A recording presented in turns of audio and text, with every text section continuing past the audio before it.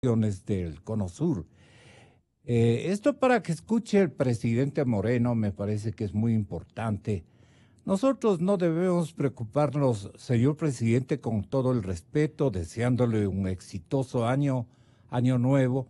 Presidente Moreno, no solamente las cosas duras, los desafíos más significativos están en Ecuador y están en la política o están en economía. Claro que están. Son graves para nosotros las perspectivas, pero las expectativas mundiales son mucho peores.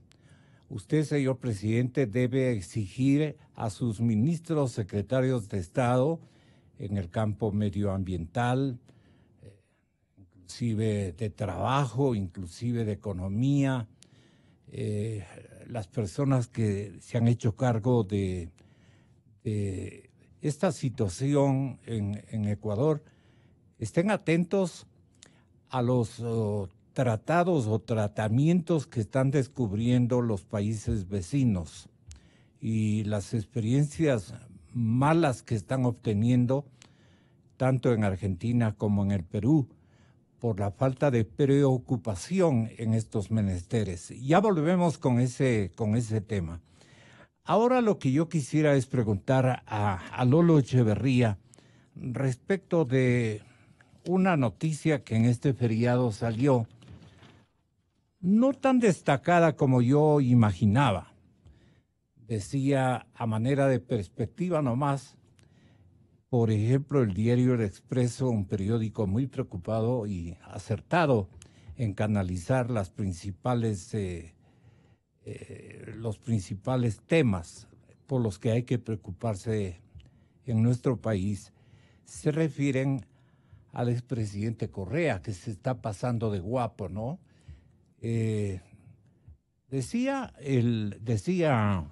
ayer, justamente en la cadena que acabo de referir, la CNN, María Regina Bustamante, decía, sin decir que es un inocente, un pobrecito, el señor vicepresidente Glass, que a la par cumple hoy ya el periodo de vicepresidente, ya tiene que irse acostumbrando a ponerse incluso otro traje, porque él quiere vivir con corbata en la cárcel.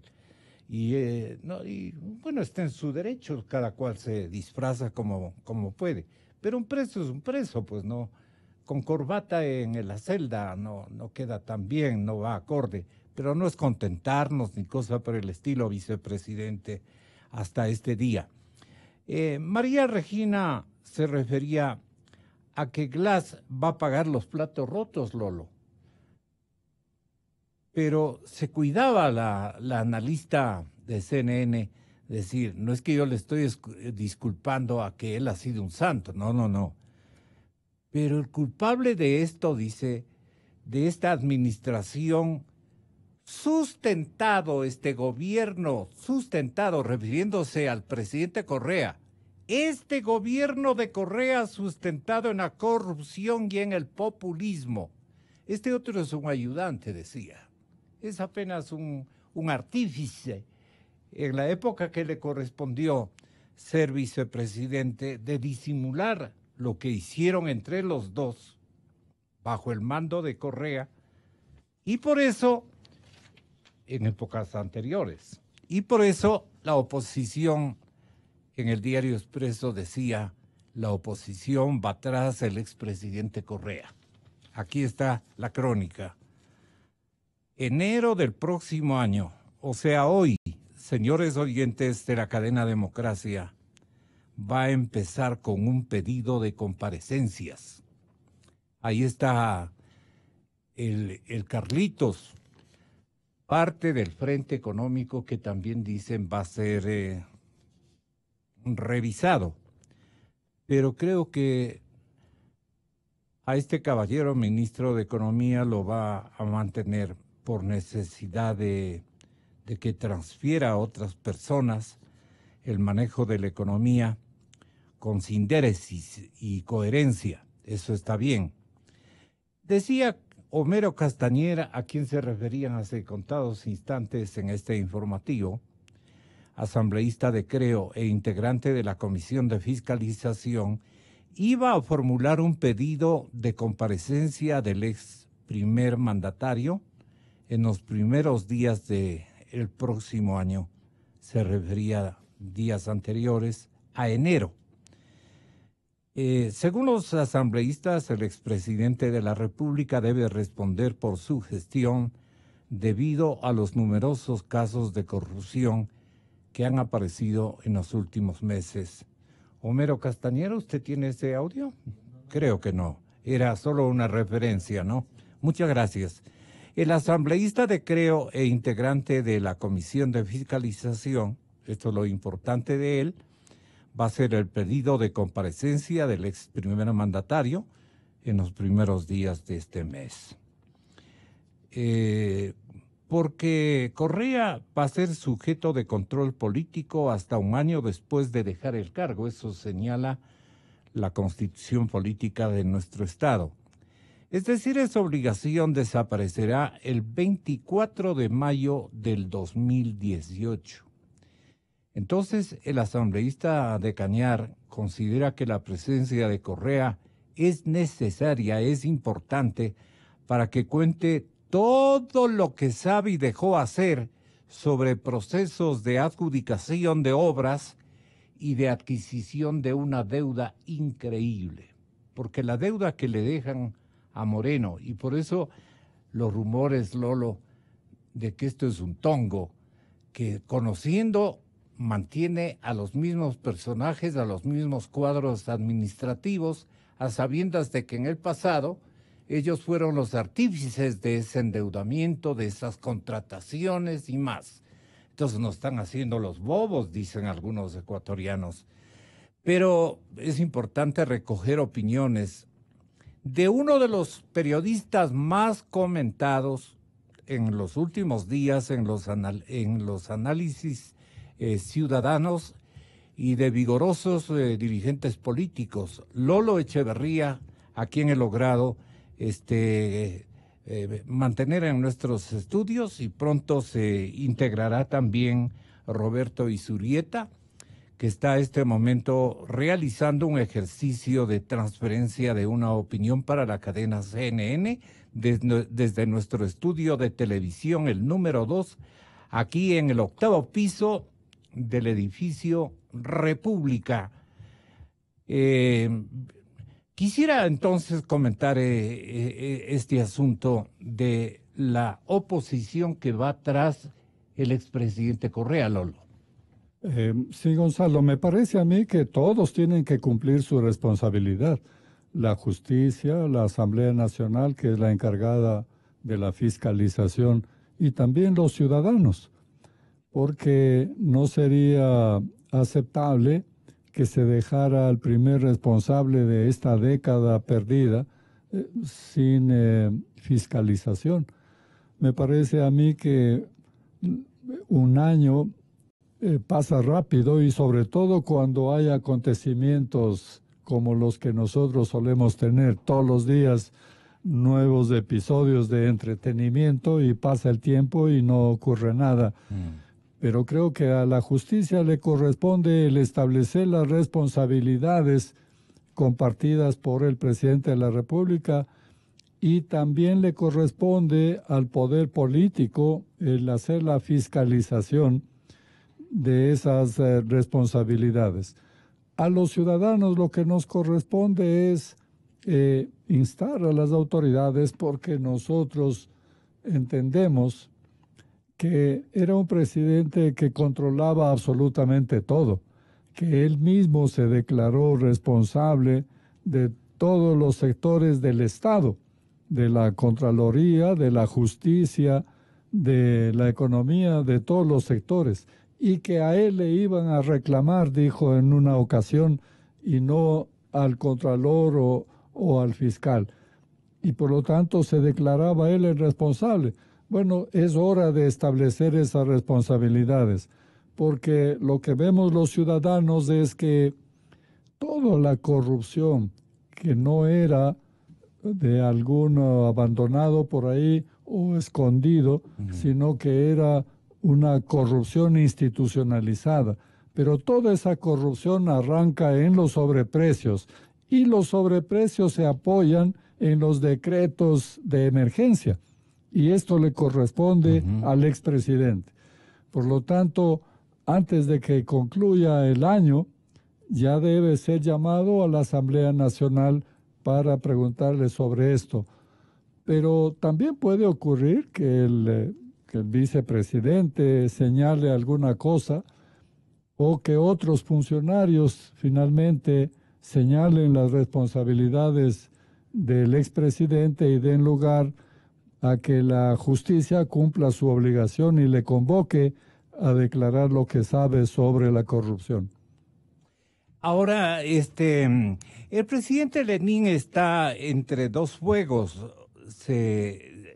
Los analistas políticos se definen de esa manera, aludiendo que la compleja coyuntura política postcorreísta en el país coloca a Lenín Moreno en una posición política con poco margen de maniobra. ¿Tú crees que es así, Lolo? No, yo creo que más bien tiene todo lo contrario, tiene una posición privilegiada. ¿Por qué tiene privilegiada este momento el escenario? Porque tiene el apoyo de todo el país. Ya. Pocas veces un presidente ha tenido un apoyo tan contundente desde el punto de vista político. A pesar de que empezó con un problema de legitimidad de su victoria, los ecuatorianos hemos hecho ya caso omiso de eso para darle las posibilidades de gobernabilidad, las posibilidades de tomar decisiones trascendentales. Y lo que le corresponde a él es entonces hacerse cargo de ese apoyo unitario y hacer un gobierno para todos. Entonces no se entiende este cultivo, ve y trae con el partido, este partido que está ya podrido por la corrupción, de manera que casi no tiene posibilidades de recuperación este partido Alianza País. No tiene sentido que estén tratando de recuperarle ese partido. Al presidente Moreno lo que le correspondería es hacer un gobierno de unidad nacional que corresponde con ese apoyo nacional unitario que él tiene. Y esto sería una decisión de estadista para poder gobernar para todos. Ningún presidente en ningún caso debería arrinconarse en los límites de su partido, pero especialmente el presidente Moreno, que tiene el apoyo de todos, porque ese apoyo él no puede equivocar. Los votos que va a tener en la consulta popular no le corresponden a él solamente. Ese voto es un voto que les corresponde a los ecuatorianos como una necesidad, un llamado a hacer un gobierno de unidad nacional con un cambio sustancial en la línea política y en el modelo económico. Ahora, yo pensaría que el conglomerado ecuatoriano ya no debería insistir en este nuevo año, sino aceptar como desafíos. Esto de que los fuegos contra Moreno se instalan desde el lado de que hay un río revuelto en donde siempre estamos atacando como causante de esta especie de violencia a la corrupción, una violencia social impresionantemente grande que nos impide actuar, componer, arreglar la situación. Entonces, suma a la corrupción el autoritarismo del pasado inmediato, el de Correa, especialmente el de Correa. ¿Ha logrado Lenín sortear, el señor presidente, sortear esta tremenda dificultad o se deja llevar, digamos, por esta violencia? Ahí le vemos al expresidente escribiendo tweets en una soledad impresionantemente grande, hablando de lo que él ha hecho durante la década perdida para nuestro pobre país. Y sin embargo, él tratando de reivindicar cosas que no existen. Allí debe pararle el carro, Lenín. ¿Qué dices tú, Lolo? Yo creo que no, esto sería perder el tiempo y perder Eco. energías, Así es. ocuparse de un tuitero aislado, porque en eso ha terminado. Yo pienso que tiene decisiones y responsabilidades de mayor trascendencia el presidente Moreno y a eso creo yo que debe conducir sus energías y las energías de su gobierno. Las responsabilidades que tiene son las de diseñar un modelo económico. No nos ha dado ni siquiera pistas, porque hasta ahora el presidente Moreno es una especie de esperanza, pero es un misterio. No sabemos qué línea va a seguir, no nos ha dado pistas del modelo económico y a veces da más bien mensajes preocupantes, como por ejemplo decir que va a buscar un vicepresidente que siga la línea política del partido de gobierno o de la Revolución Ciudadana. No tiene sentido a estas alturas y con el apoyo que tiene ocuparse de estas cosas pequeñas. Él tiene que liberarse de eso y atender a las cosas grandes. El presidente, el expresidente caerá en el olvido total e incluso sus seguidores en la medida en que el presidente Moreno empiece a hacer efectiva una línea nueva, diferente y más constructiva y para rescatar el país de la crisis en la que está. Yo creo que tiene que superar estas contradicciones que tiene en lo político, en lo económico. Por ejemplo, en lo económico, él dijo que la deuda externa superaba el 60% del PIB.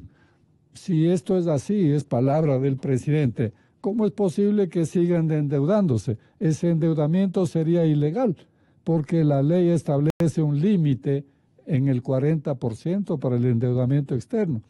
De tal manera que son contradicciones y son numerosas las contradicciones que ha tenido, pero el país le perdona todo eso, no insiste en esas contradicciones, porque lo que quiere es que asuma el apoyo político, el capital político que le está dando el país para que imponga una línea certera con un modelo distinto ¿Por del dónde que tuvo. debería comenzar a trazar la línea certera el presidente Lenín? Porque ya el preámbulo ya es más que suficiente. No nos da una idea concreta a dónde quiere llegar, qué modelo quiere utilizar, etcétera, etcétera. Claro, antes de la consulta ya debería él explicar cuáles van a ser las líneas maestras. Exactamente. Yo creo que en tres aspectos. Y con eso forjar el apoyo que necesiten la consulta. Correcto, porque puede estar en riesgo incluso la consulta si es que empieza con estas divagaciones. Así es. Yo creo que hay tres campos en los que tiene que dar señales absolutamente claras, ¿no? El campo económico, que necesita un modelo diferente al modelo estatal que fracasó y que era evidente que tenía que fracasar porque el modelo estatal no funciona en ninguna parte del mundo. Entonces, él tiene que desechar por completo ese modelo y buscar otro, diseñar otro, un distinto. También tiene que tener señales claras o diseño claro sobre la línea política. Un gobierno de unidad nacional, un gobierno para todos los ecuatorianos, un gobierno que no esté anclado en un partido desprestigiado. Esto es algo que tiene que también ofrecer a los ecuatorianos. Y tercero, fundamental, una línea clara en el tema de las libertades. No podemos nosotros vivir simplemente confiados en que la personalidad es más amable, más tranquila y no vamos a tener sobresaltos, respeto a la libertad de información, etcétera. No, porque toda la legislación sigue ahí vigente y seguimos nosotros como país en contra de los estándares internacionales respecto a la libertad de información. Estamos incumpliendo los compromisos internacionales que asumimos en materia de libertades cuando el Ecuador firmó la Convención Americana, el Acuerdo de Chapultepec, los principios sobre la libertad de expresión. Es decir, tenemos nosotros todos obligación de cumplir esos estándares internacionales y esos instrumentos internacionales. Y el presidente hasta ahora no ha variado absolutamente nada en lo que se refiere al marco legal, a las instituciones, etcétera, que son violatorias de la libertad de expresión. Roberto Isurrieta de la cadena CNN, importante comunicador social de nuestro país, nos honra con su presencia. El licenciado Lolo Echeverría, sí, Muy amigos. muy amigos, cariñosos amigos, desde luego, colegas. Lo mejor de lo mejor en los buenos tiempos de la comunicación social que nos despertó a muchos comunicadores, que nos alentó, nos motivó a perseverar en la investigación periodística, especialmente. Son ustedes nuestros invitados de privilegio en este inicio de año. Roberto, a visitar a la familia, y ahí nosotros aprovechándole para que nos dé algunas ideas sobre la urgencia mundial que es el calentamiento global, el calentamiento y el abandono que ha hecho el presidente Trump. Esto retomo porque estábamos hablando de un tema político muy significativo para nosotros en Ecuador. Ahí tenemos también al compañero que está rescatando algunos pensamientos de propuestas del ministro de Economía y de Finanzas, pero quisiéramos tener las expresiones concretas y las ideas concretas que está exhibiendo ya más de 32 minutos el señor ministro de Finanzas y Crédito Público, como los llamábamos en la antigüedad. Bueno, hoy estábamos analizando el tema del cambio climático, porque ayer estuvimos atentos a una explicación que dio la cadena donde Roberto Isurrieta presta importantes servicios de análisis y comunicación, como es la cadena CNN en español. Y entonces nosotros pensamos que este va a ser uno de los puntos más significativos de la agenda hemisférica y de la agenda mundial inclusive, porque el presidente Trump ya ha anunciado, Roberto, su intención de abandonar el Tratado de París. Y eso es muy grave. Entonces, ¿cómo han reaccionado en la Unión Americana frente a este despropósito de Trump? Buenos días, Roberto. Feliz año, ¿ah? Muchas gracias, Gonzalo.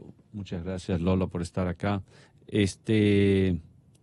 En primer lugar, creo que Lolo y yo nos sentimos mal de ver qué tan preparado llegas, Gonzalo, este día al programa, y que aquí vemos cómo tiene todos los recortes muy bien subrayados sobre cada uno de los temas, lo que hará que seamos un poco más cuidadosos en lo que decimos. Con respecto a tu pregunta, Gonzalo, efectivamente, lo que sucedió en Estados Unidos en estos últimos días es que hay un frío muy fuerte, con lo cual Donald Trump lanza un famoso tweet en lo que dice, bueno, no nos cae muy mal este frío después de pasar tanto tiempo de calor, a lo cual le responde la comunidad científica, que las estadísticas que tienen para llegar a la conclusión de que estos años han sido sumamente calientes vienen de una serie de años. Y dos cosas, parte de los problemas climáticos que tenemos noches más frías y también tenemos días de más calor. Es el irnos en estos extremos los que nos produce todos los problemas que estamos conociendo. Entonces esto es grave. Y también yo quisiera referirme en tu pregunta, qué es lo que los Estados Unidos está haciendo en la medida que Donald Trump toma la decisión de retirarse del Club de París. Y una decisión muy interesante que están haciendo, y aquí tenemos un colega que después va a hablar en detenimiento sobre estos temas, es que muchos de los estados y estados sumamente interesantes e importantes como el estado de California sí se suscriben al Club de París. Esto es dejando al presidente Trump con simplemente el titular de no entrar en el Club de París, pero ratificando por parte de los Estados Unidos en estados sumamente interesantes e importantes el compromiso con los estándares de París para ayudar al clima de los Estados Unidos y en tal caso al clima del mundo.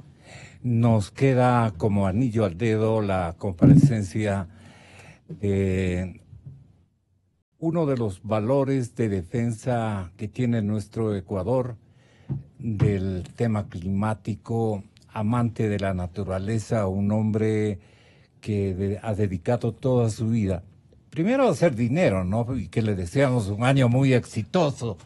Y luego Roque Sevilla, señoras y señores, en la cadena Democracia, va a explicarnos o va a comentar lo que opina el señor Al Gore, que quiero que tengan la bondad de escucharle.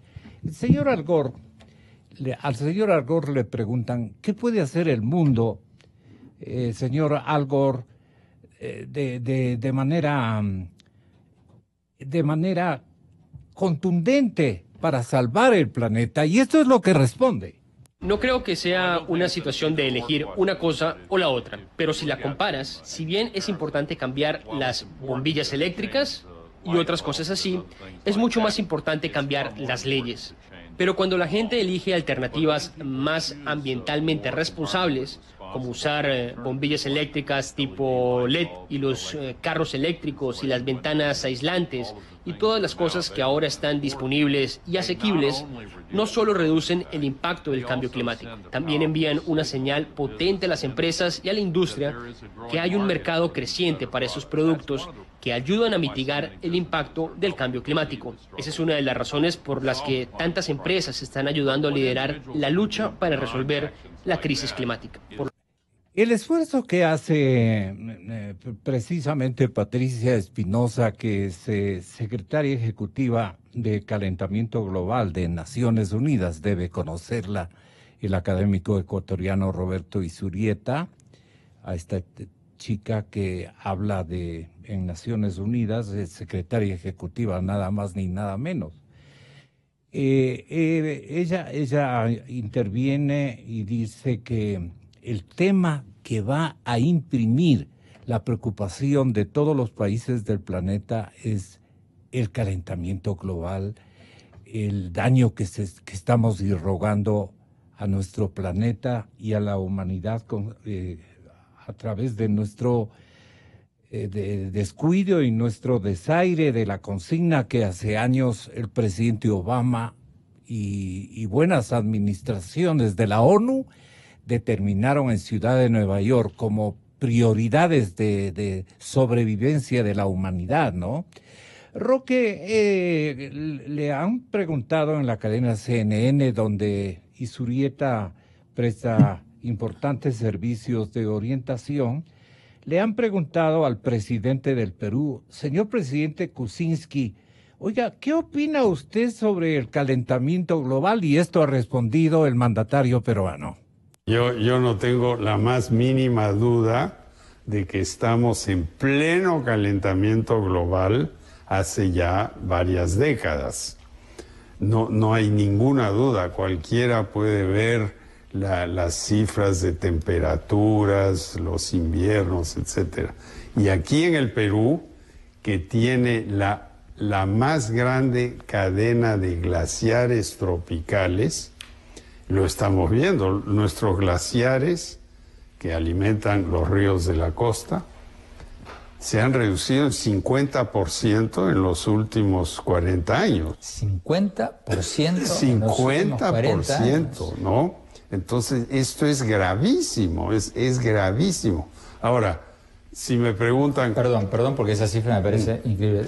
Es verdad. ¿Esa cifra de quién es?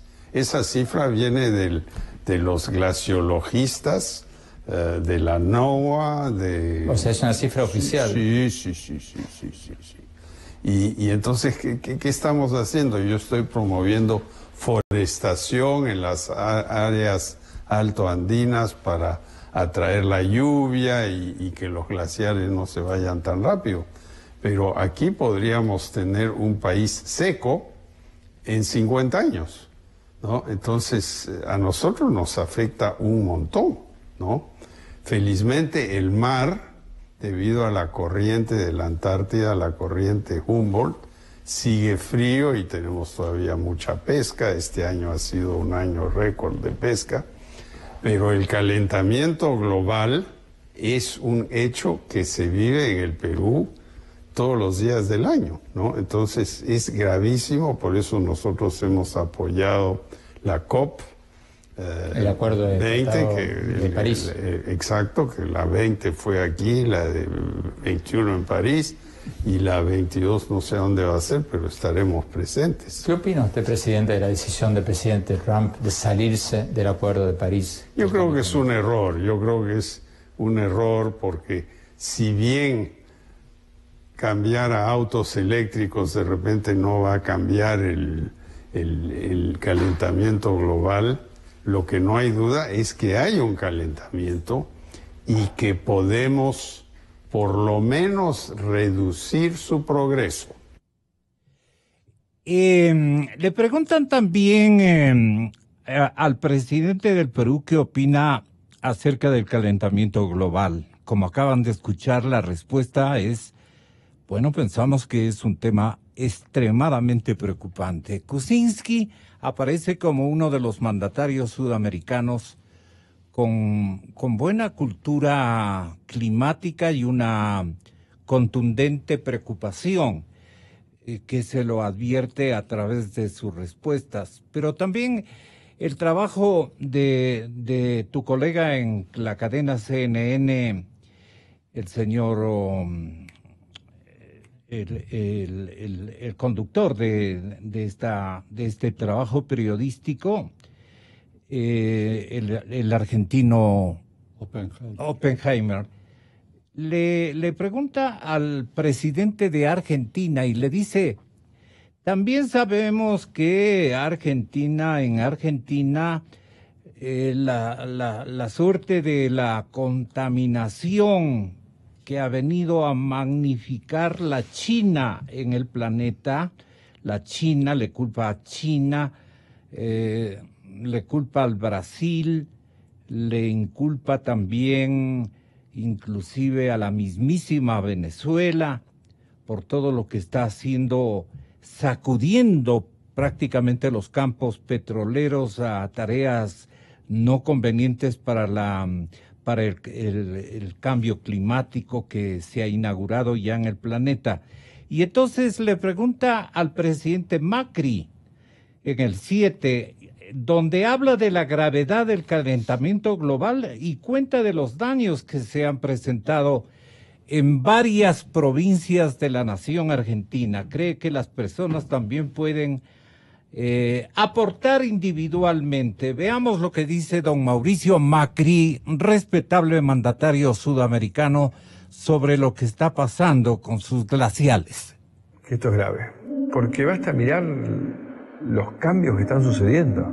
El otro día hablaba con Jeremy Rifkin, hicimos una conference call.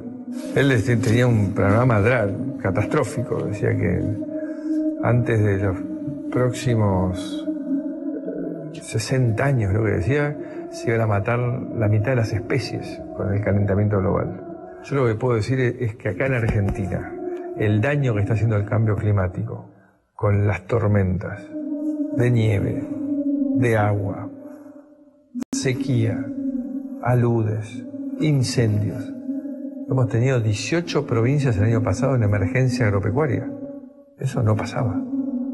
Y ya te cuento que me dicen los ingenieros, yo soy ingeniero, de la recurrencia, no, esta lluvia no pasa, es una cada 100 años, y pasan 14 meses y vuelve a suceder la misma lluvia, y te dicen, no, es la de 100 años, digo, viejo, me parece que esta no es mala de 100 años, acá hay algo que cambió.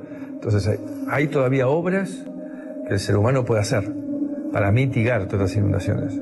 Pero si paramos acá, si esto avanza un par de grados más, esto no tiene retorno. Entonces, esto es serio, esto es realmente serio, y esto significa que tenemos que ir rápidamente a un cambio de matriz energética, donde asumamos que con la mejora tecnológica Hoy estamos comprando energía solar, nosotros a $45 el mega, otros países que tienen riesgo crediticio más bajo a $35 el mega. O sea, hoy ya es muy competitivo. Obviamente falta resolver el tema del almacenamiento, ¿no? Pero eso también está avanzando y en cualquier momento va a aparecer esa batería que almacene económicamente y nos cubra los momentos que no hay sol o los momentos que no hay viento. Es muy interesante la visión que tiene sobre este conflicto que tiene la humanidad el presidente argentino, hombre culto, hombre importante dentro del concierto de mandatarios.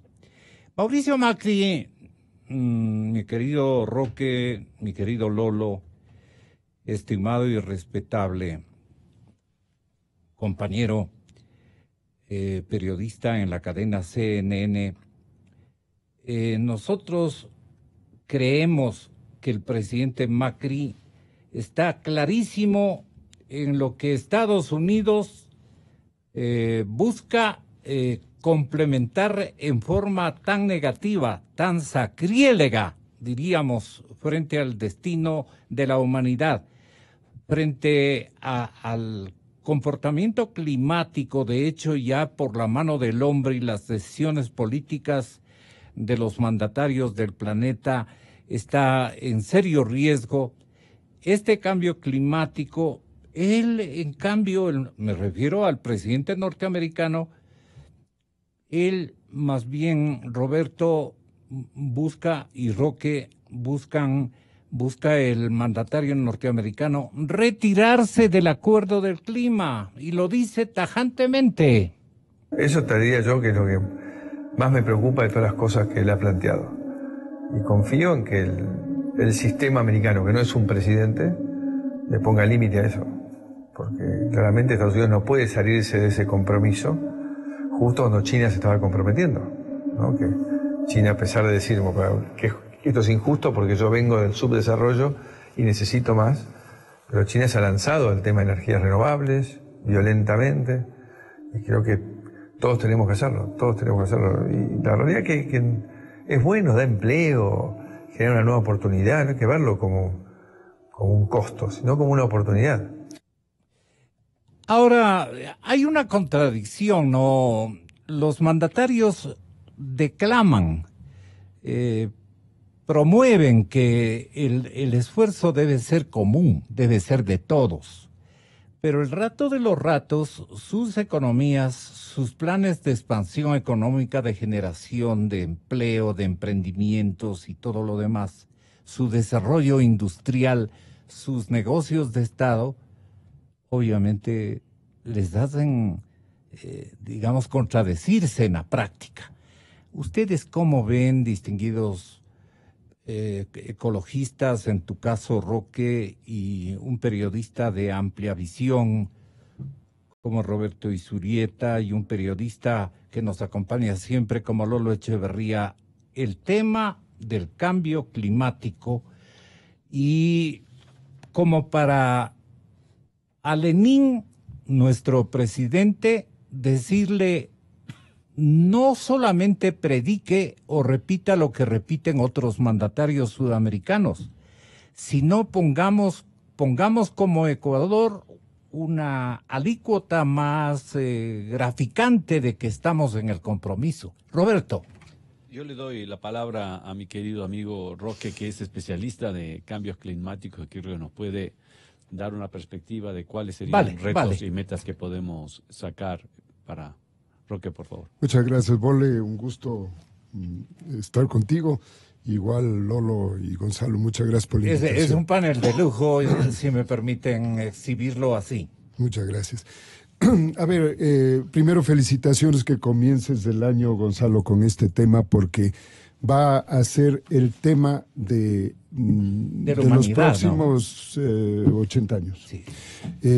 Y si no tomamos medidas inmediatas para resolver el problema, el destino es la sexta extinción de la vida en el planeta. Es así de fácil la cosa. Al año 2100 no vamos a poder continuar viviendo. Y voy a tomarme un poquito más de tiempo para describir lo que va a suceder. ¿Cómo calculan ustedes las etapas de extinción del planeta, del cual la Tierra, aferrada a su misión, ha logrado restaurar su vida? El planeta ha tenido 5 extinciones a lo largo de los últimos...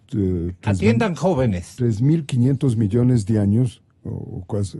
Realmente el planeta tiene entre 4.500 y 5.000 millones de años, y en ese periodo han habido un total de 5 extinciones, 2 de las cuales han sido extinciones casi totales de la vida, y ha surgido nuevamente otra combinación de vida, por eso que los seres vivientes han sido totalmente diferentes. Basta ver la última extinción, que fue hace 60 millones de años, con el caso de los dinosaurios, ¿no es cierto? Y desaparecieron todos los grandes saurios y surgieron los mamíferos como nuevos seres vivientes. Somos producto de un pequeñísimo ratón que existía y que sobrevivió, que ya existía antes de la extinción, y ese es el origen de todos los mamíferos, entre otros el ser humano. Y ahora estamos abocados a la 6ª extinción. O sea, al planeta finalmente no le va a pasar nada. El planeta está para estar mucho tiempo más. Pero la especie humana va a desaparecer, y voy a explicar por qué. Se han hecho todos los cálculos últimos y se proyectaba que si la temperatura de la atmósfera subía más allá de 2 grados de la temperatura que se tenía al inicio de la revolución industrial, 1770 más o menos, que se inventa la máquina de vapor e inicia la revolución industrial, teníamos a hoy día 1 grado menos de temperatura. O sea que ya nos hemos comido la mitad de la capacidad de incremento de la temperatura. Sin embargo, en la reunión de París llegaron los super expertos a la conclusión de que no íbamos a aguantar los 2 grados, sino 1,5 grados. Y por tanto, había que tomar medidas drásticas de reducción de la emisión de CO2. Esto es uso de los combustibles fósiles. Esta es la decisión que toman en París en diciembre del 2015 ya. Se juntan a estos 155 países que fueron los que firmaron, entre esos de los Estados Unidos de Norteamérica. Si nosotros aumentamos a 2 grados, comienzan a haber una serie de efectos que no habían calculado antes. Y uno de ellos es la muerte de números importantes de seres humanos, debido a que si la temperatura, y esta es la combinación fatal, la temperatura en un verano supera los 45 grados, pero a su vez tenemos humedad del 90%, sitios como Bangladesh, por ejemplo, gran parte de la India, los sitios tropicales muy húmedos. Los seres humanos que están allí tienen un problema gravísimo de regulación de la temperatura. Nuestra temperatura normal es alrededor de 37 grados, es la temperatura de, siendo nosotros unos animales de sangre caliente, esa es la temperatura que normalmente tenemos. Cuando existe mucho calor, ¿qué es lo que sucede con nosotros? Evaporamos el contenido de líquido que tiene el cuerpo nuestro, el agua, y sudamos. Sí. Esa evaporación se produce siempre y cuando la atmósfera no tenga una humedad demasiado grande. Cuando la atmósfera está altamente húmeda, digamos 90% o más, está saturada de agua la atmósfera, y por tanto la piel no funciona como debe funcionar para emitir el agua que tenemos en el cuerpo hacia afuera y enfriar nuestro cuerpo. ¿No es cierto? No puede salir el agua del cuerpo porque está igualmente húmedo lo de afuera que lo de adentro. Entonces no se produce el efecto de ósmosis, de salida del agua del cuerpo en forma de sudor. Entonces la temperatura del cuerpo humano sigue subiendo. ¿Hasta qué punto? Hasta que llega a los 45 grados, que es la temperatura que está en la atmósfera. Resulta que una persona resiste hasta 42 grados. Ustedes habrán visto que cualquier niño que llega a 42 grados, es una emergencia total, comienza a convulsionar y si sigue en ese estado muere. Bueno, esto puede suceder a millones de personas en un momento determinado, en cualquier verano, que suba la temperatura y se combine con la humedad ambiental. Así que este cálculo no se había hecho, no se había pensado esto. Ya estamos llegando a estos límites. Ya tuvimos en Francia, no sé si ustedes recuerdan, hace 2 veranos, que murieron algo así como 500 o 600 personas de edad que no pudieron salir del lugar en que estaban por exceso de temperatura y simplemente fallecieron. Les pasó esto. Está sucediendo esto ya en varios países tropicales donde se registran las muertes, pero parecería que no es debido al cambio climático, sino a la pobreza y a la mala nutrición combinada con estas condiciones. Entonces, resulta, aparte de todos los otros problemas que podemos tener, que ya ha mencionado el presidente Macri, de los deslaves, de los aumentos del nivel de las aguas en los mares, y sigue la larga lista de cosas. Por ejemplo, el caso de Guayaquil tendría el grave problema que si sube 30 centímetros el nivel del agua, resulta que no pueden desfogar las aguas negras en Guayaquil. O sea, la alcantarilla no les va a funcionar porque va a estar el Con nivel... estos aguaceros ya hubo esa dificultad. Bueno, ya hemos visto que eso sucede, ¿no es cierto? Entonces las aguas negras llenas de contaminantes poblan la ciudad. Y entonces traen consigo otros efectos. De tal manera... ¿Y Miami? Bueno, Miami el mismo problema, en Nueva York lo mismo. Más o menos la mitad de la población del planeta vive en las zonas costeras. Entonces, esas zonas van a tener que ser evacuadas, porque simplemente el nivel del mar va a subir. Entonces, aparte de esto, hay otros efectos, por ejemplo, la acidificación de los océanos, con lo cual los peces no resisten que esté tan ácido el agua y, por tanto, se reduce la cantidad de pesca disponible.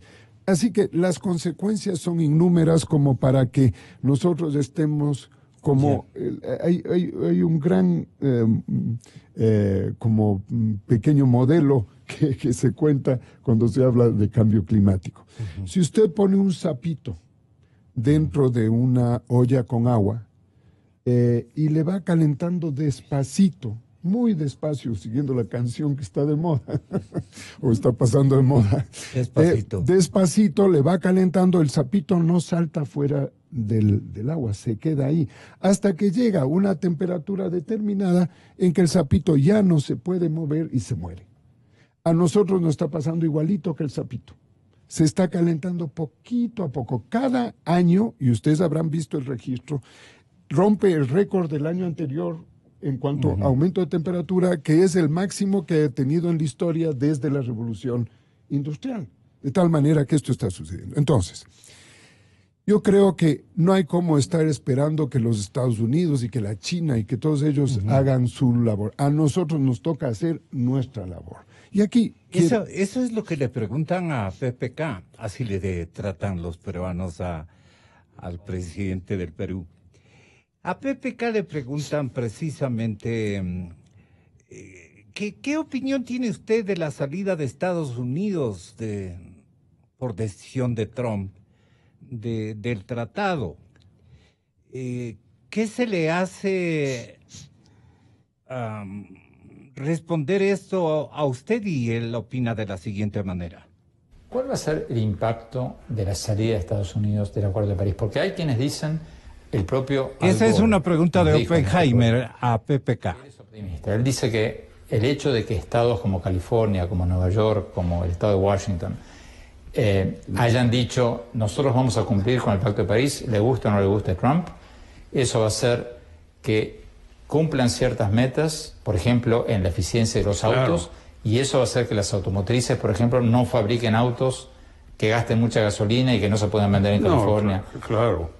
Pero a mí me otros parece dicen... muy bien. Estados Unidos es un país inmenso, con 50 estados, que cada uno elige sus senadores, su gobernador, etcétera. Pero el contraargumento, presidente, es que sí, eso es muy lindo, pero que la salida de Estados Unidos del Acuerdo de París va a ser usada como pretexto por otros países para decir, bueno, si el país más grande, la economía más grande del mundo se sale, ¿por qué voy a hacer yo un esfuerzo por algo? Ya, por una razón. El país más grande en términos de emisiones contaminantes es China.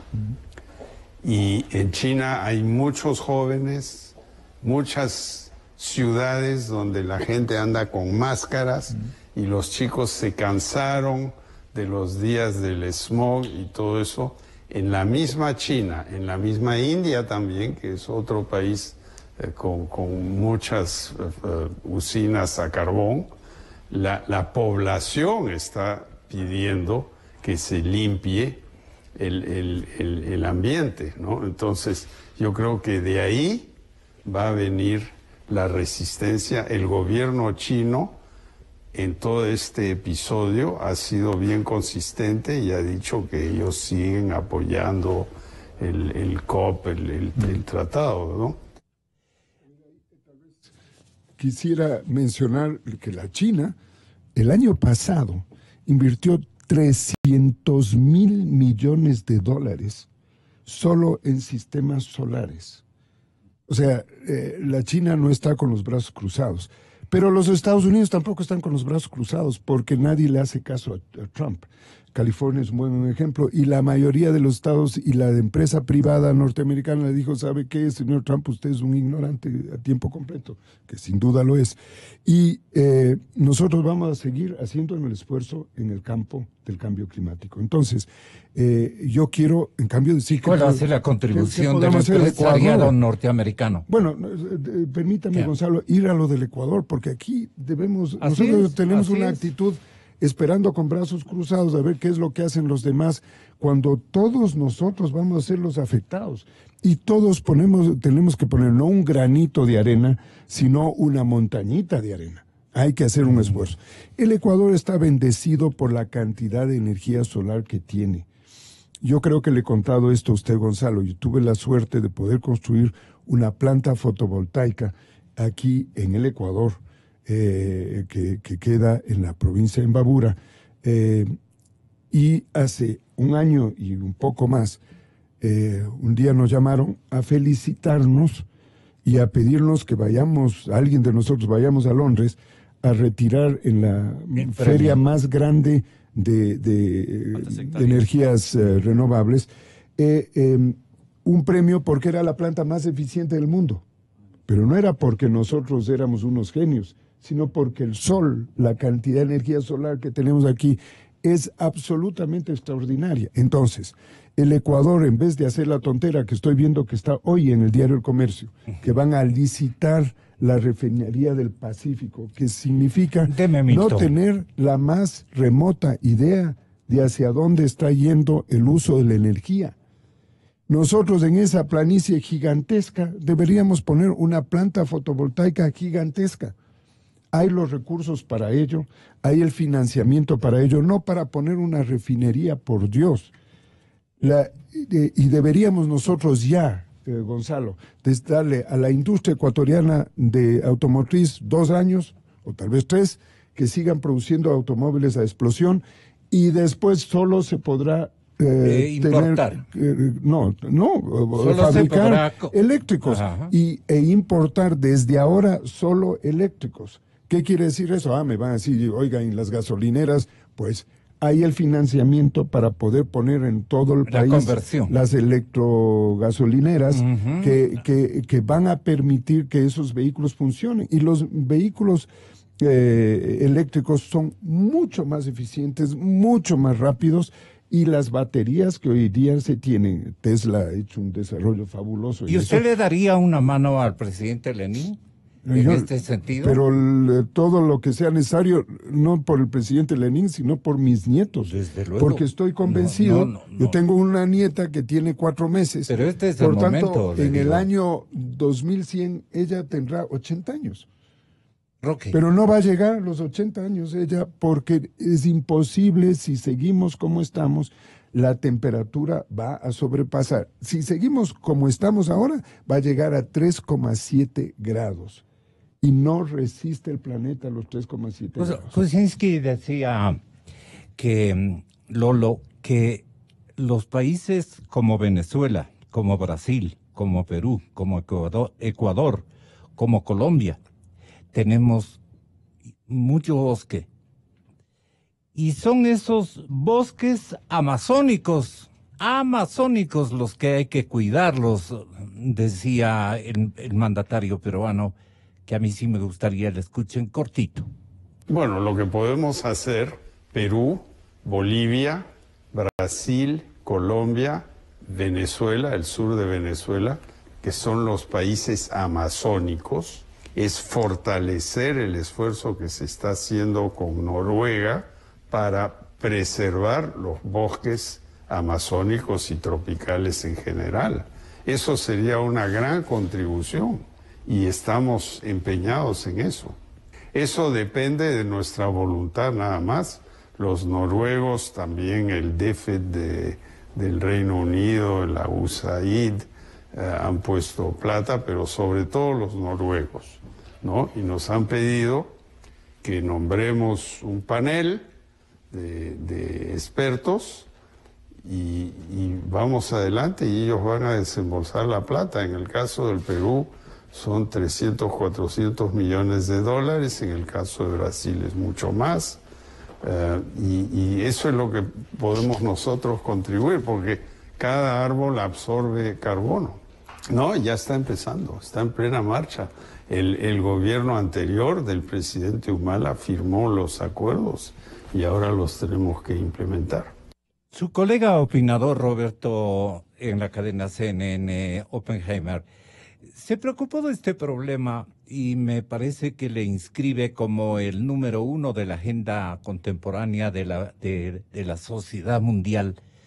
Y que nosotros que hemos oído a Roque Sevilla, a otros importantes activadores de pensamiento en nuestro país, como la doctora Yolanda Cacabatze, han sido unos luchadores que nunca se han fatigado de predicarnos esto, pero ha sido una prédica.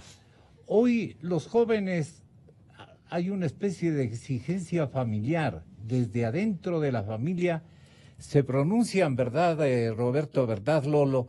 Me gustaría con esto cerrar este programa que nosotros lo hemos dedicado precisamente al Año Nuevo y a la juventud latinoamericana, para que pensemos que esto es una de las misiones más importantes que tenemos a nombre de la humanidad.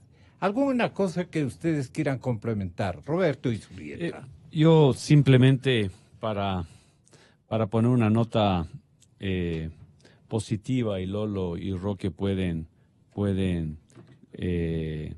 desarrollar un poco más.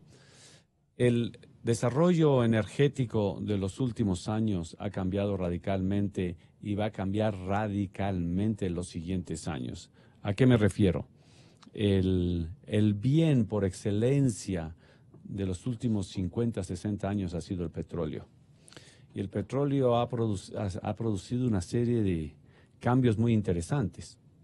No solamente en el precio, llegó a $150, ahora ha subido un poco, debe estar como a 60. Entonces eso también creo que es una oportunidad. La revista The Economist de Año Nuevo estaba haciendo una comparación sobre el petróleo, el desarrollo del petróleo versus el desarrollo de las nuevas tecnologías. Por ejemplo, el desarrollo del petróleo necesita una serie de pasos para llegar del productor al consumidor. Sale del pozo, necesita oleoducto, necesita refinería, necesita barcos, después de barcos necesita gasolineras, necesita intermediarios y llega al consumidor. Versus las compañías online, las compañías de desarrollo tecnológico, que muchas veces, por ejemplo, Uber, tienes el consumidor, tienes el oferente del servicio y se unen automáticamente. Lo que esta revista ha tratado de desarrollar es que esta nueva modalidad va a ayudarles a personas como Roque a desarrollar y hacerla más eficiente sus desarrollos tecnológicos, energéticos, de esta vieja energía que tanto daño nos ha hecho. Roque mencionó muy bien las baterías. Yo creo que el gran reto va a ser, sobre todo, utilizar baterías y baterías más grandes para el transporte de bienes y servicios, y después pasar a pasajeros.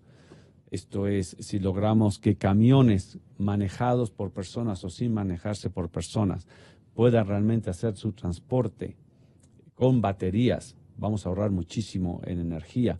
Y si logramos que otro de los grandes consumidores de energía, que son los grandes barcos cargadores, puedan tener un uso de su energía mucho más eficiente, que puede ser eléctrico o no puede ser eléctrico, dependiendo de la duración de la batería, la capacidad de la batería.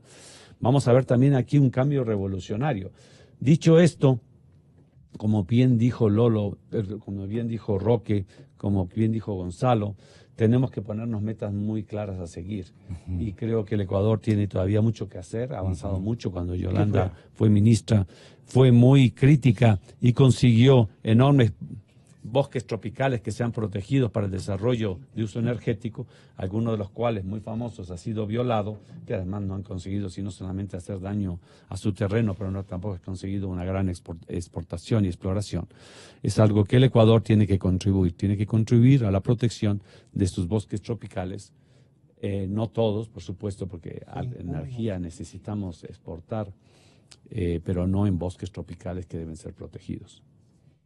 Lolo, yo quiero exhibir y poner en primer plano esta fantástica, ¿qué podríamos llamarle? Es un complejo... No, es una planta fotovoltaica de 3,6 megavatios que nosotros construimos. Está instalada en la provincia de Imbabura. ¿En qué lugar concreto? Está en Salinas de Ibarra. Salinas de Ibarra. Y esto podríamos replicar... Cerca del Chota, ¿no? Salinas de Ibarra. Sí.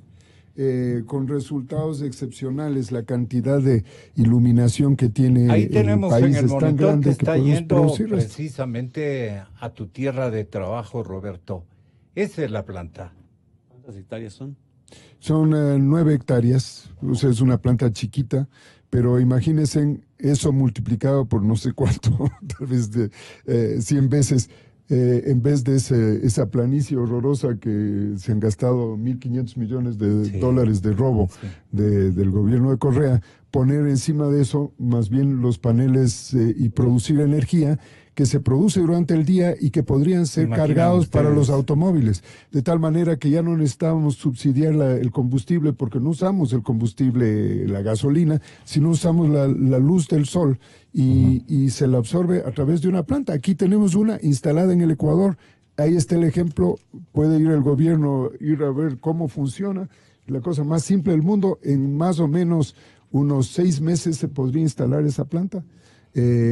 Ya podría funcionar. Ahora, la pregunta es, ¿de dónde sacan la plata? Bueno, el Acuerdo de París resolvió que a partir del año 2020, estamos a 2 años exactos de eso, cada año existan, oígame esta cifra, 100.000 millones de dólares para financiar estos proyectos, Gonzalo.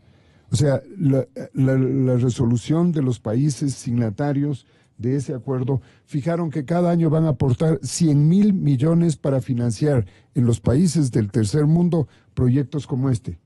Así que el dinero hay. Podemos nosotros transformar todo el sistema de transporte público, volverlo eléctrico. Ya no se necesita esperar que hayan camiones, ya están los camiones en producción.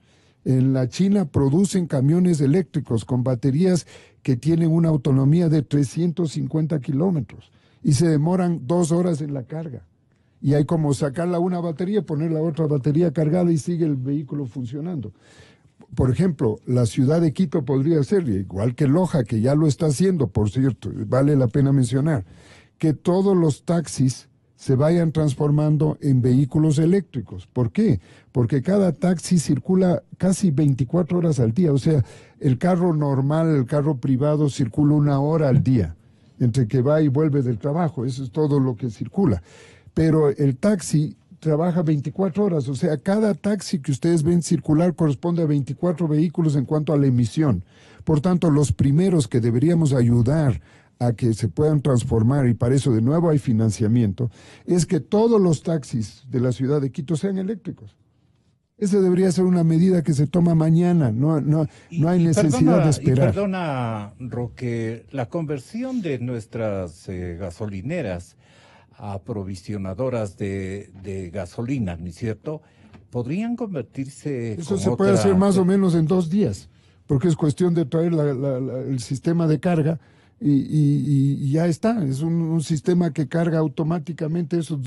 Esa conversión fue fácil. En las mismas por ejemplo, gasolineras. en el primer mundo lo hicieron de una manera... Hay varios países que lo están haciendo. Ahí la gran oposición es del negocio petrolero, que le van a sacar miles de impedimentos, van a decir miles de cosas que son incómodas. Yo he manejado vehículos eléctricos. Tuve la suerte de manejar un Tesla, el S2 me parece, que es el vehículo más impresionante que he manejado en mi vida.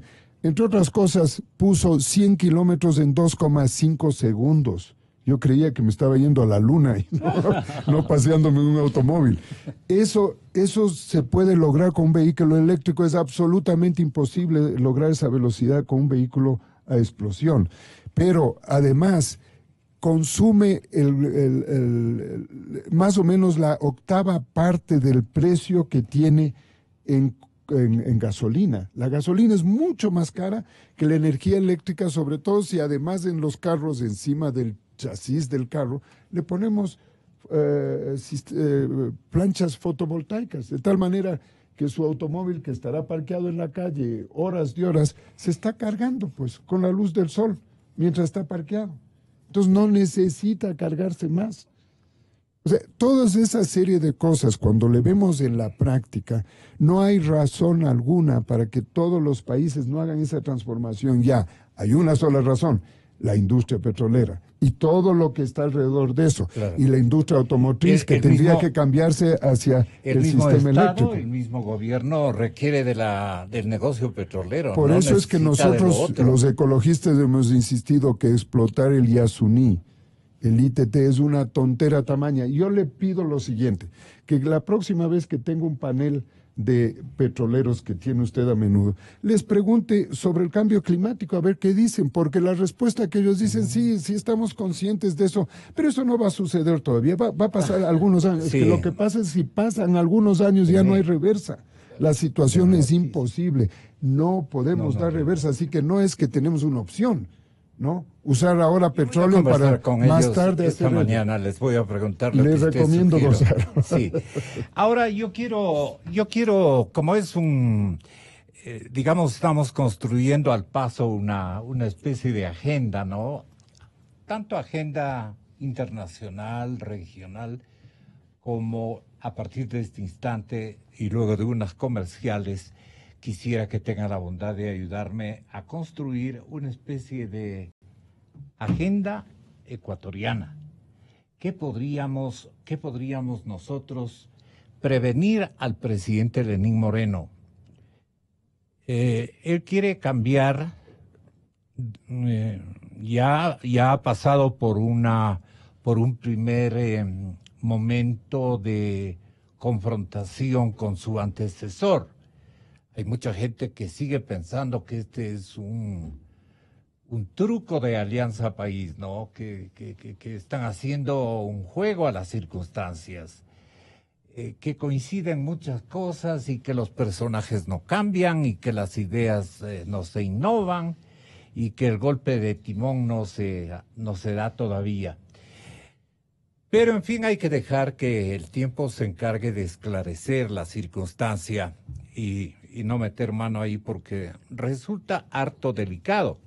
Miren que el presidente Moreno, ayer encontré de un portal internacional que se llama, seguramente Roberto lo conoce, Infobae. Ha seleccionado a 20 personalidades destacadas en América Latina durante el año que terminó. Los que destacan porque dejaron su marca en diferentes áreas, dice esta premiación. En el listado está apareciendo el presidente Moreno, y su distinción se da por impulsar las investigaciones por corrupción del gobierno anterior. Y sabemos que hay mucho, el mismo fiscal dice, no, yo no, el procurador, perdón, dice el procurador, yo no me he metido todavía a denunciar cosas mucho más fuertes, mucho más grandes, están en estudio. Todo el mundo está estudiando los quizás se gradúen algún día. Sí. Sí.